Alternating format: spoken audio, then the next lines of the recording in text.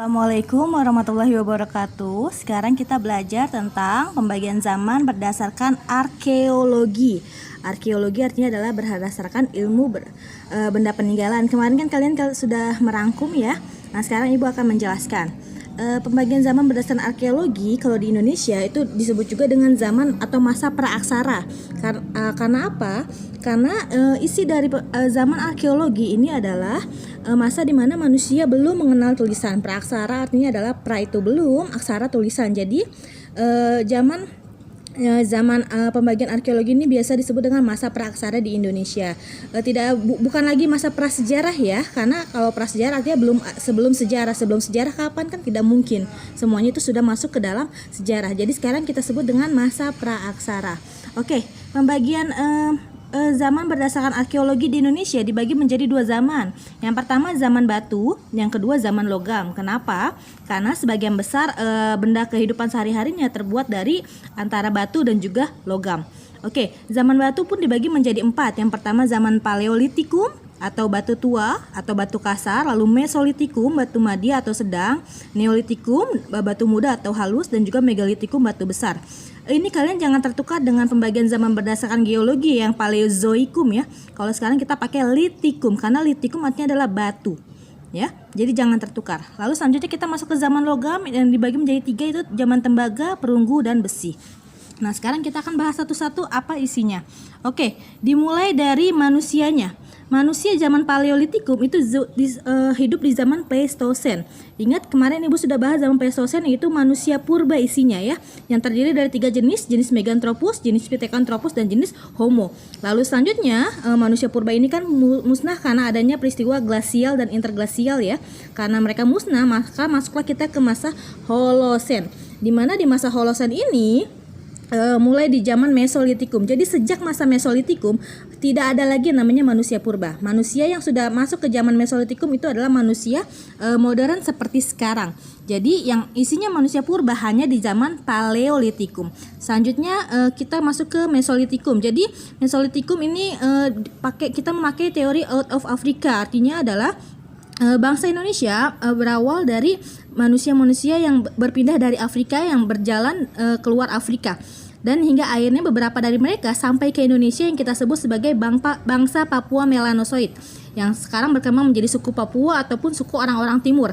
Yang ciri-cirinya bisa kalian lihat, kulit hitam, badan tinggi besar, lalu selanjutnya rambut keriting.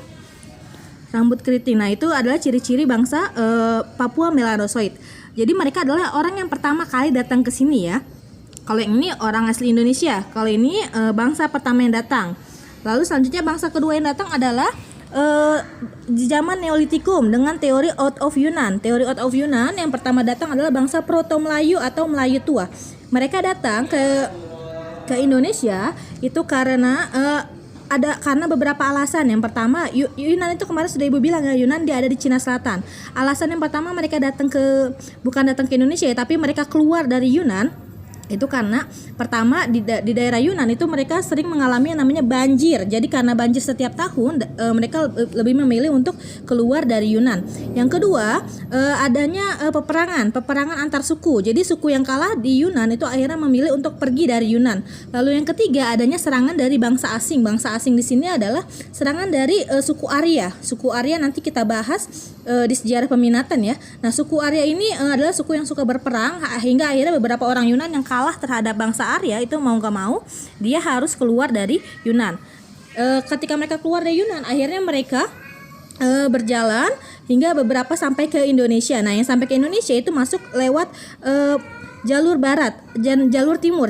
Kalau jalur barat itu ada dari Yunan ke Semenanjung Melayu, dari Sumatera masuk ke Indonesia. Lalu jalur timur dari Yunan, Vietnam, Filipina masuk ke Sulawesi, dari Sulawesi menyebar ke seluruh Indonesia. Nah, orang-orang Proto Melayu ini bisa disebut keturunan yang sekarang menjadi suku Dayak, suku Batak, suku Toraja, suku Nias, dan suku Sasak. Isi dari orang-orang zaman Neolitikum sama seperti orang-orang Megalitikum ya, karena Megalitikum bukan zaman yang berdiri sendiri. Jadi Megalitikum adalah zaman kan kalau ini batu, kalau yang ini kan batu kasar, kalau ini batu madya, batu sedang, kalau ini batu muda. Nah, kalau yang ini adalah zaman di mana manusia sudah mulai mengenal kepercayaan. Nanti kita bahas selanjutnya. Nah, selanjutnya masuk ke zaman logam atau zaman undagi. Undagi artinya adalah tukang logam. Nah, ini manusianya sama seperti manusia zaman sebelumnya, yaitu yang pakai teori out of Yunan, yang berasal dari Yunan, tapi mereka hanya masuk lewat jalur barat, yaitu disebut dengan bangsa Datro Melayu atau Melayu Muda. Jalurnya mana? Jalurnya dari Yunan, Semenanjung Malaya, dan juga Sumatera. Sekarang jadi suku Jawa, Sunda, Madura, Bali, Aceh, Bugis, Minang, dan suku-suku lainnya. Jadi kalau ditanya siapa yang datang duluan ke Indonesia, yang datang duluan ke Indonesia adalah jelas orang-orang Afrika ini, baru orang-orang Cina. Jadi Yunan di Cina Selatan, sudah Ibu bilang ya, Yunan ada di Cina Selatan. Lalu selanjutnya barulah datang bangsa-bangsa asing seperti Arab, India, lalu Eropa dan lain sebagainya. Oke, ini adalah manusia-manusia yang asal manusia tiap zamannya. Oke, selanjutnya kita masuk ke ciri kehidupan atau tempat tinggalnya. Ciri kehidupan di zaman Paleolitikum, mereka masih menggunakan batu kasar. Karena apa? Mereka masih belum bisa membedakan atau masih belum bisa merapikan batu-batu yang atau peralatan kehidupan. Jadi batu kasar itu artinya batu dari alam kayak gitu ya, kayak gitu juga mereka gunakan. Lalu tempat tinggalnya bagaimana? Tempat tinggalnya mereka nomaden atau berpindah-pindah di aliran sungai. Jadi mereka mengikuti aliran sungai, dan karena mereka nomaden atau berpindah-pindah untuk mencari makan, maka mereka tinggal dalam bentuk kelompok kecil dalam ruang lingkup 3 sampai 10 orang saja. Oke, selanjutnya di zaman Batu Madya atau Mesolitikum, mereka sudah mulai merapihkan batu-batuannya. Jadi tidak sekasar di zaman Paleolitikum, tapi sudah mulai agak dirapihkan atau agak dibersihkan sesuai dengan kebutuhan tangan. Nah, tinggalnya bagaimana? Kalau tadi kan nomaden berpindah-pindah. Kalau ini mereka sudah semi-nomaden. Semi-nomaden itu artinya adalah mereka berpindah-pindah, masih tetap berpindah-pindah, tapi mereka juga sudah mulai menetap. Jadi menetap terus pindah, menetap agak lama terus pindah lagi. Nah, di mana saja mereka tinggalnya? Yang pertama, kalau yang tinggal di gua, itu gua peninggalannya disebut dengan Abrisosroch. Abrisosroch itu apa? Abrisosroch adalah gua peninggalan manusia zaman Mesolitikum yang di dalamnya terdapat cap-cap tangan manusia. Jadi karena mereka sudah tinggal cukup lama di gua tersebut, akhirnya mereka berniat untuk memperindah gua tersebut dengan cara mengecap cap tangan mereka di gua tersebut. Lalu ada juga yang tinggal di pantai. Nah, karena mereka tinggal di pantai, ini biasa di daerah Sumatera ya. Karena mereka tinggal di pantai, otomatis mereka membangun rumahnya dalam bentuk rumah panggung. Kenapa rumah panggung? Supaya tinggi dari kalau misalnya nanti air laut pasang, mereka kan otomatis rumahnya nggak tenggelam. Jadi rumah mereka rumah panggung. Karena rumah mereka rumah panggung, mereka terbiasa untuk membuang sampah di kolong rumahnya. Jadi mereka sudah biasa buang sampah pada tempatnya ya. Jadi mereka buang sampah di kolong rumahnya. Apa saja sih sampah makanan mereka? Sampah makanan mereka itu adalah kayak misalnya kulit kerang, lalu tulang ikan dan lain sebagainya. Itu mereka tumpuk di bawah rumahnya. Berbulan-bulan, bertahun-tahun mereka tumpuk di bawah rumahnya, hingga akhirnya ketika mereka tinggalkan rumah tersebut mereka tinggalkan untuk berpindah mencari tempat tinggal baru, akhirnya kan air laut tetap datang ya. Nah, air laut yang datang itu akhirnya menghempaskan sampah-sampah dapur mereka, hingga akhirnya karena itu kan sampah dapur mereka kan benda-benda laut ya. Jadi makanya ketika terkena air laut, sampah dapur mereka justru semakin membeku. Sedangkan apa yang terjadi sama rumahnya hancur. Jadi makanya terciptalah Jokkenmodinger. Jokkenmodinger itu apa? Jokkenmodinger adalah sampah dapur. Sampah dapur berupa tumpukan kulit kerang yang menggunung.